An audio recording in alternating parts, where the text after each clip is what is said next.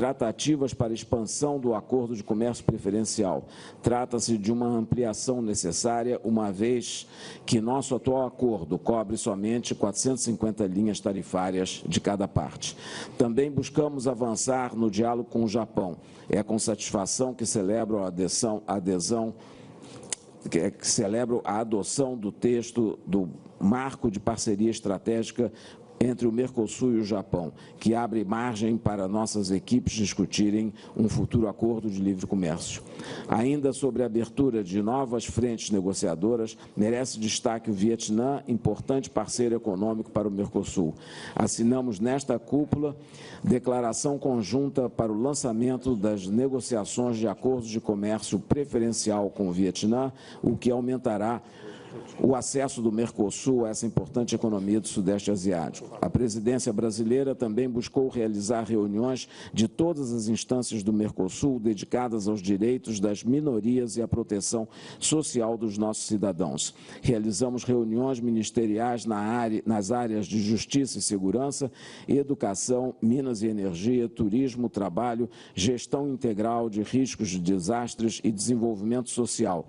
E também promovemos encontros de altas autoridades relativas a mulheres, indígenas, pessoas afrodescendentes, pessoas idosas, pessoas com deficiências, crianças e adolescentes e pessoas LGBTI.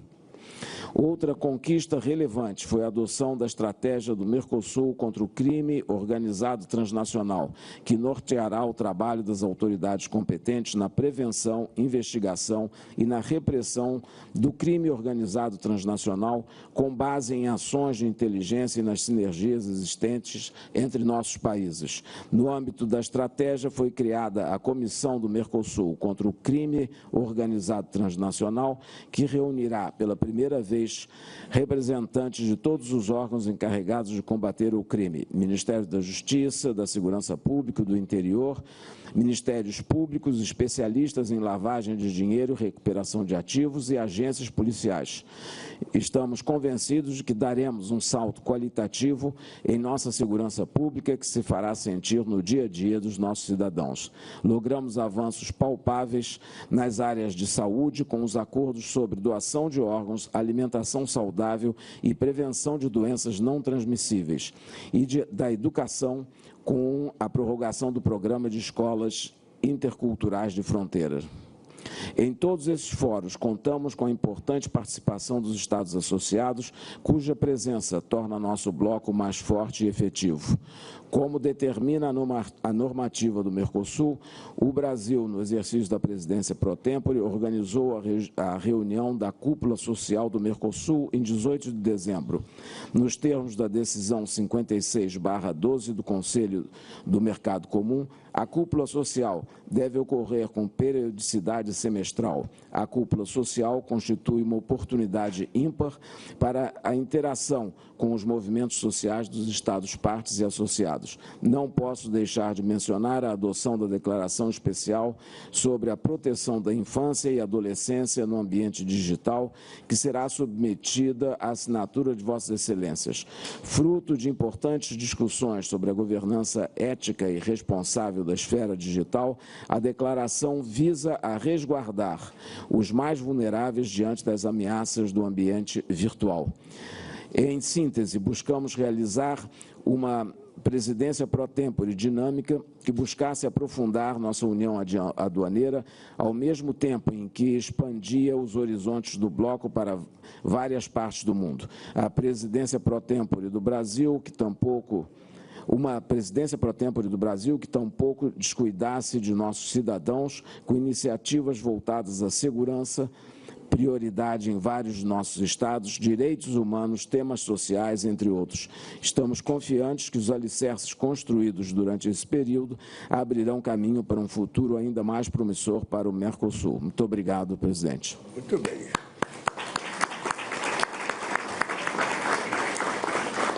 Bem, é comunicar a vocês que na presidência brasileira nós retomamos a chamada Cúpula Social do Mercosul.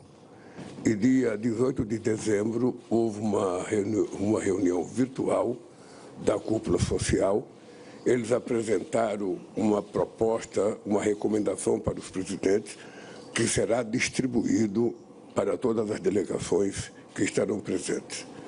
Eu vou pronunciar o meu pronunciamento e depois de mim falará a República do Paraguai, a República do Uruguai, depois a República da Argentina, depois o Estado Plurinacional da Bolívia e depois nós passaremos aos nossos convidados, aos nossos sócios. Bem, o nosso discurso serão de mais ou menos 10 minutos. Se alguém falar 10h30 não tem problema, se falar 9h30 não tem problema, não haverá corte da palavra aqui, ou seja, o que não pode é faltar energia, ô Enio.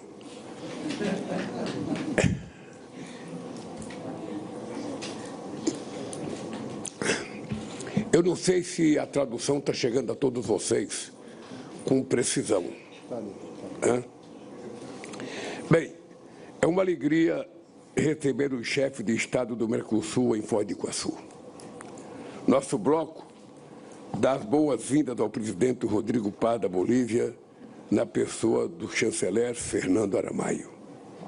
Também acolhe mais uma vez o presidente José Raul Mulino, do Panamá, nosso mais novo Estado associado. Esta cidade é especial. Foi aqui que há 40 anos os presidentes José Sarney e Raul Alfonsin inauguraram 2 pontes. A primeira foi a ponte da fraternidade que liga Foz do Iguaçu a Porto Iguaçu. A segunda foi a Declaração de Iguaçu, que lançou as bases para a criação do Mercosul. Em um mundo em que erguer muros parece mais fácil do que construir pontes, esse exemplo merece ser lembrado. Ontem, inaugurei a ponte da integração que conecta Foz do Iguaçu ao Presidente Franco, no Paraguai. E hoje o presidente Santiago Peña inaugura do lado do Paraguai. Eu não posso ficar para hoje, ele não pôde vir amanhã, ele não pôde vir ontem, eu não posso ficar hoje, então serão 2 inaugurações, sabe, feitas do lado de cada país.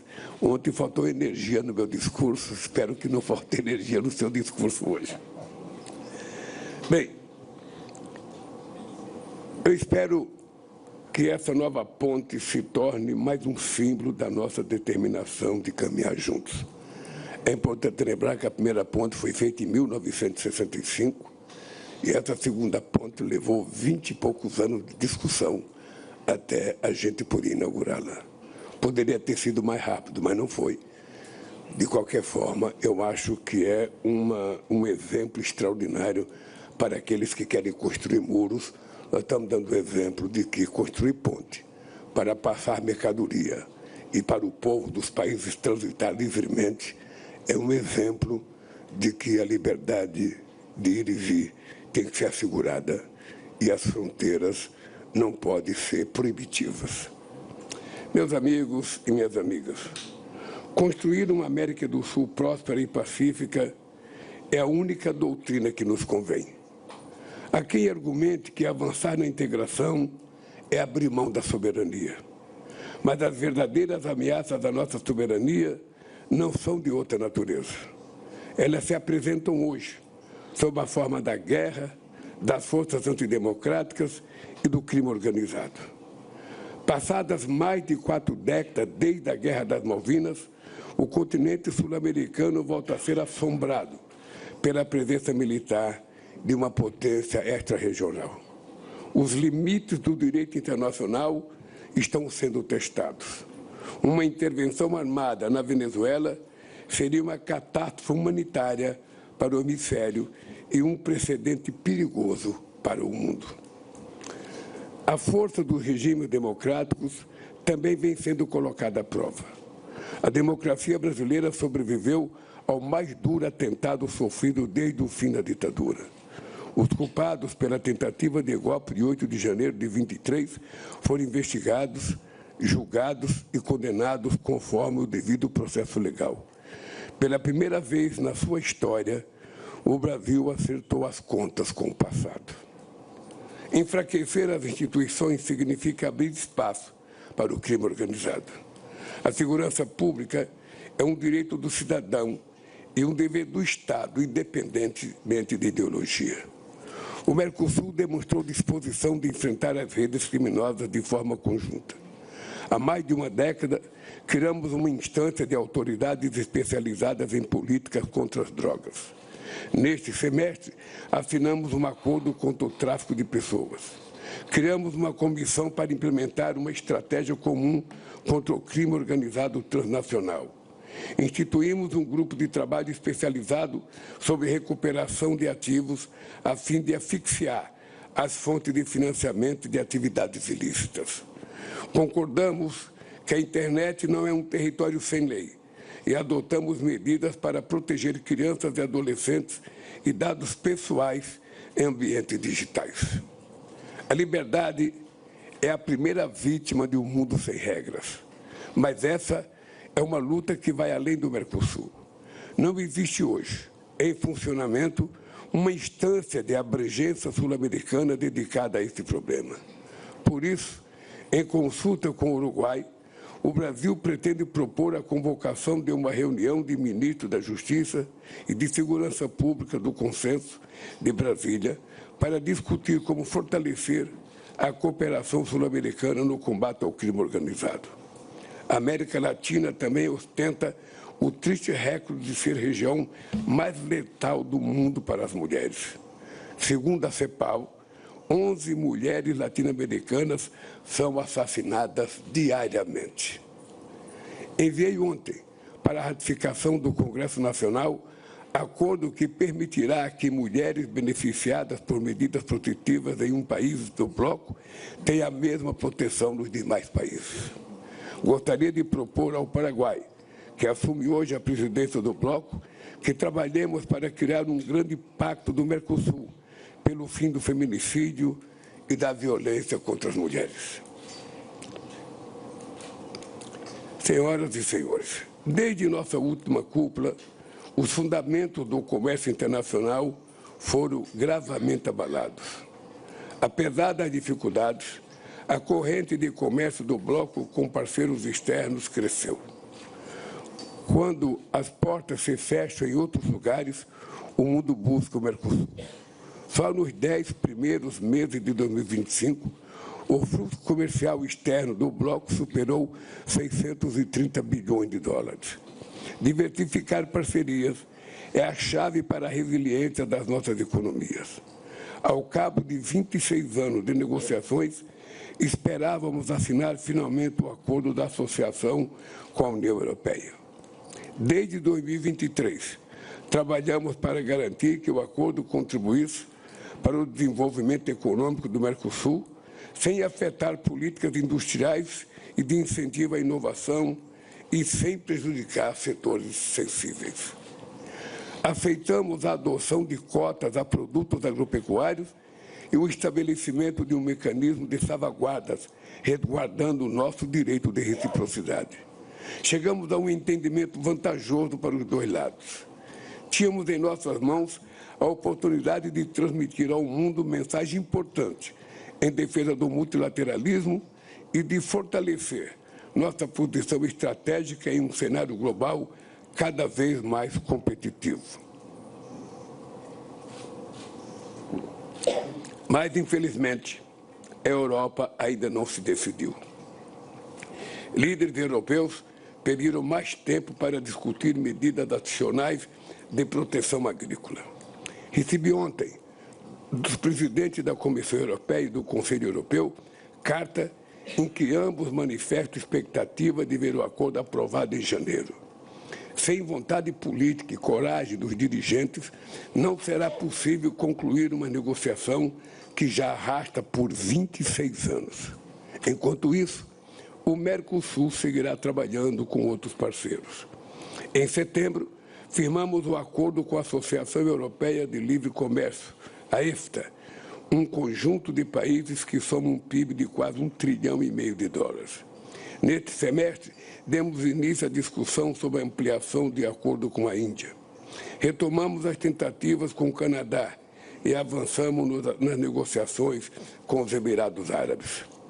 Adotamos marcos para negociar uma parceria estratégica com o Japão e um acordo de preferências tarifárias com o Vietnã.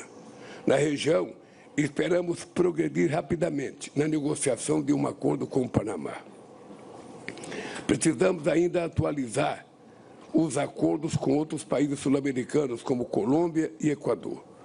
O comércio intrarregional na América do Sul está muito aquém do seu potencial. Corresponde a apenas 15% do fluxo comercial, enquanto na Ásia e na Europa isso representa 60%. A inclusão de setores sucroalcooleiro e automotivo nas regras do Mercosul pode contribuir para mudar esse quadro. A América do Sul pode ocupar a vanguarda da transição energética.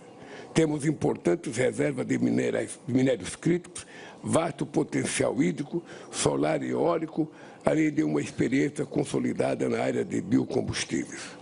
O bloco reúne condições únicas para o desenvolvimento do combustível sustentável de aviação. Temos capacidade agrícola competitiva, marco regulatório em evolução e mercado adaptado ao etanol e ao biodiesel. É fundamental avançar na convergência regulatória por meio da criação de uma nomenclatura comum do Mercosul para o SAF. Reativamos nesse semestre o grupo de trabalho sobre mineração e geologia, com o objetivo de aproveitar a oportunidade histórica que os minerais estratégicos representam para a nossa região. Promover cadeias regionais de valor mais sofisticadas é essencial para evitar que nossos países sejam reduzidos novamente à condição de meros exportadores de minérios. A interligação das nossas redes gasífera e elétrica é crucial para a segurança energética do Mercosul. Ela aumentará a nossa resiliência diante de crises climáticas e choques econômicos externos. O Brasil está avançando em ritmo acelerado na implementação do seu programa Rota da Integração Sul-Americana. Continuamos empenhados em trabalhar com todos os países vizinhos para conectar nosso continente de norte a sul, do Atlântico ao Pacífico. A integração em infraestrutura não tem ideologia. São dezenas de obras de melhoria de rodovias, hidrovias, ferrovias, portos e aeroportos, além de infovias e linhas de transmissão, com potencial para dobrar o comércio intrarregional em poucos anos. Seguimos comprometidos com o Mercosul, que reduz as assimetrias entre nossas economias. Por isso, iniciamos as discussões para inovar o Fundo de Convergência Estrutural do Mercosul, sob a forma do FOSEM II. O Brasil está consciente da necessidade de aumentar as contribuições para o FOSEM, sobretudo após a entrada da Bolívia, e segue comprometido com a iniciativa. A integração regional só vai ganhar concretude se tiver impacto na vida das pessoas. Propusemos a criação de um fundo garantidor sul-americano, com capital inicial de $500 milhões, para oferecer crédito produtivo para pequenos empreendedores, especialmente mulheres. Também realizamos nesse semestre, em formato virtual, a Cúpula Social do Mercosul, recuperando a tradição da participação social no bloco. Temos pendente a tarefa de retomar a realização de cúpulas presenciais. As críticas e sugestões da sociedade civil são insumos imprescindíveis que nos movem adiante. Amigas e amigos, o ano de 2025 traz uma lembrança triste para o Cone Sul. Há 50 anos foi lançada a infame Operação Condor. Esse episódio terrível da nossa história nos ensinou uma valiosa lição. Se regimes ditatoriais se articularam para perseguir seus cidadãos, cabe aos governos democraticamente eleitos trabalhar juntos para garantir a todos uma vida melhor, com base na promoção e na proteção dos direitos humanos. Mesmo que alguns se mostrem saudosos de antigos ditadores, devemos insistir em caminhar para frente, nunca para trás. Por isso, quero agradecer a todos os sócios do Mercosul por terem colaborado com a presidência brasileira para escrever mais um capítulo da nossa história comum. E, por último, um comunicado aos companheiros.